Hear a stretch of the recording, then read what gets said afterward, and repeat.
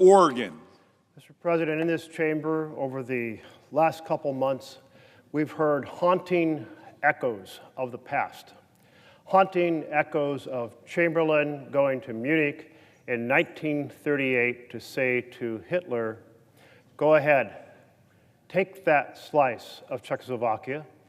We will simply look the other way and declare peace in our time. The parallel is not just haunting, it is scary. Folks advocating for saying to Putin, just go ahead, take Ukraine. We will look the other way and tackle other challenges. In both cases, you had an authoritarian in Hitler, in Putin, determined to take adjacent land, and certainly in Putin's case, determined to crush the democracy, the republic to the south. Ukrainians speak a language that is a close cousin to Russia. Putin particularly resents the loss of so much territory, so many states that he controlled, or the Soviet Union controlled, not so long ago, and it is life's mission to reclaim as much as he can. It should be our mission. It is our mission. It is the American mission to defend democracy in the world, to stand with people who are all about freedom of speech and freedom of assembly and freedom of religion and the freedom to cast a fair ballot to determine their own future. Those are all the values that Putin opposes. So much is at stake here for the future freedom of the people of Ukraine, but also for American leadership in the world.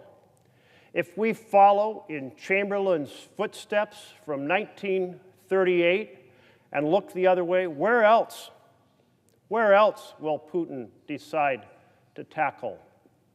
And how much partnership will we lose in the cause of democracy and freedom by breaking the pact we have forged so carefully with Europe to support Ukraine?